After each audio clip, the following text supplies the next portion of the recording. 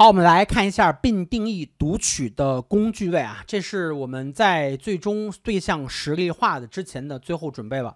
好，通过我们配置位的形式实现的一个是注解上下文启动，对吧？那么我们最终的话呢，会通过一个核心的方法实现咱们并定义的注册处理，而这个处理方法呢，定义就在这儿呢。咱们把它看一下啊，定义如下。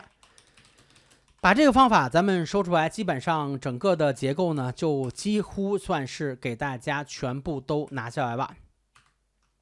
好，把这个方法现在这个是我们最重要的工具啊，这边主要呢是在这儿去分析它工具的一个重要性。那么这个工具的话呢，就说该方法呢是由这个位定义的。你看这意思就是要完成一个并的定义的操作读取操作。那这方法怎么定义呢？那么咱们下面的话呢，首先就来观察，注意啊，同学们啊，这个方法呢在定义的时候呢会传入一个并 definition holder 的一个对象的实例，这里面呢包含有我们并的 definition 的定义。哎呦，这个单词太长了啊，没办法，就这个它在整个过程里面，如果都叫并的话很麻烦，所以这个单词呢是非常长的。我们说呢，打开该方法源代码观察。好吧，咱们来看一下啊，我们同样呢在这里面去看一下这方法怎么定义的。我们还是找到源代码。咱们打开一个 register 并 definition 的源代码，我们把它给它打开，咱们看看方法咋写的呢？写出来，看这里边啊，搁到这儿。好吧，我们现在呢把这个方法你打开之后呢，同学们你应该会突然有那么一点点的眼熟啊，有这么一点眼熟。同学们看一下这个方法，咱们在之前的过程中是给大家做过一个简短的分析，因为毕竟呢这里面是它的核心操作。那么我们现在呢就可以在这边来深入一下这个方法的具体使用。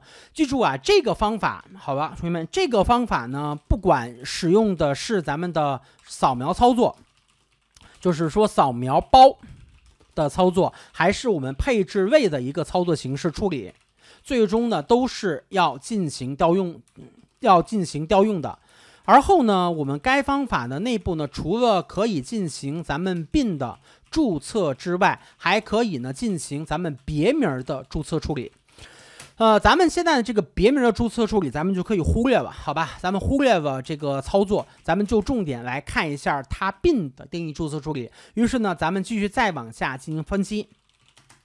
咱们得看看它最终这个逻辑整个的代码是怎么搞的这个事情啊。所以呢，源代码里面，咱们现在还是去打开这个方法，我们还是去打开这个方法。好，我们说呢，打开观察这个方法源代码。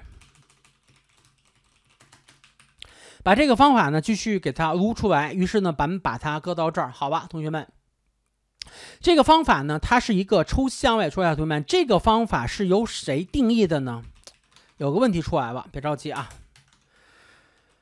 方法呢是由我们这个接口定义的，咱们这个得拿来，这个里面有点复杂，是由这个接口定义的，而这个接口在使用的时候呢，可以通过哪个子位咱们去能够用到这个方法呢？我们现在呢找到一个，大家看这儿啊，我们看一下它在用的是哪个子位啊？咱们去找找看。这个操作 register 搁到这儿是从外面传过来的。我记得它好像它的处理方法是一个 default 吧？我看一下啊，是这个，找这个子位，找这个子位，找这个子位。咱们就回到一个 Janic Serverless， 就这个 Janic Application Context 的一个子位，好吧，是由可以通过这个子位来观察实现。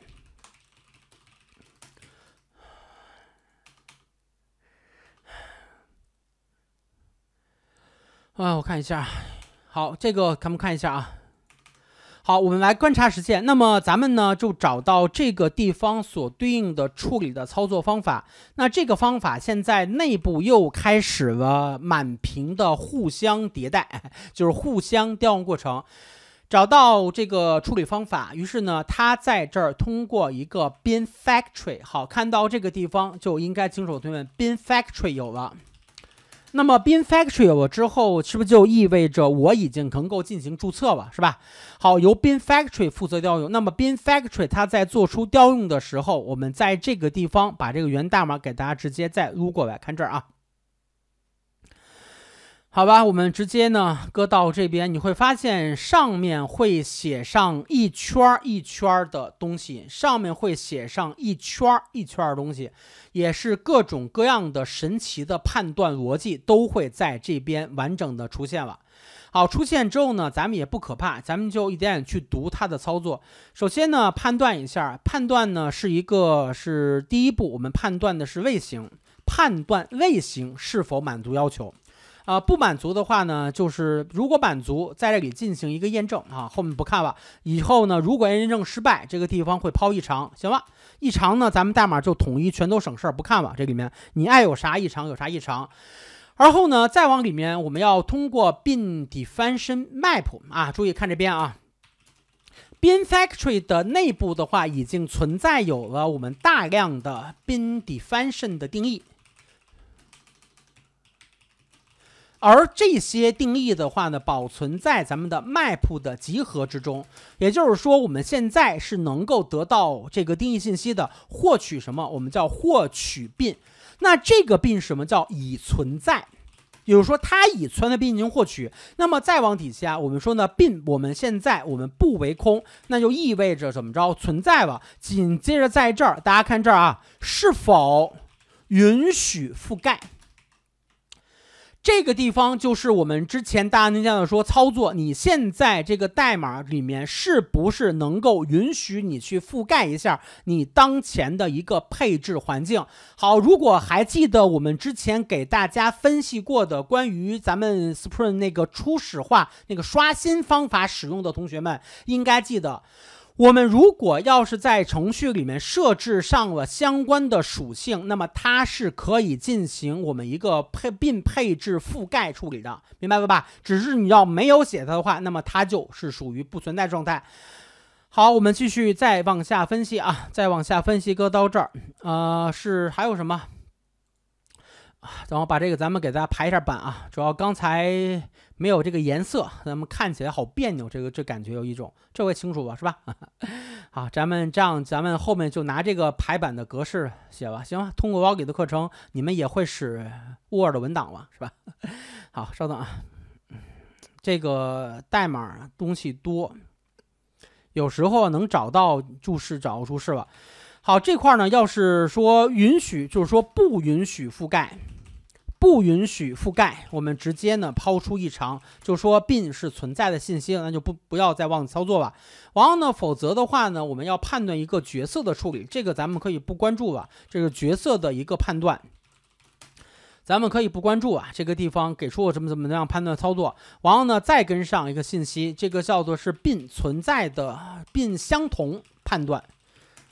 怎么样，搁到这儿，以及呢，再往底下，这是日志记录，不管它，以及呢，在这儿，好吧，如果没问题，则保存我们的 bin definition 的定义，就这一句话，就在这儿呢，同学们。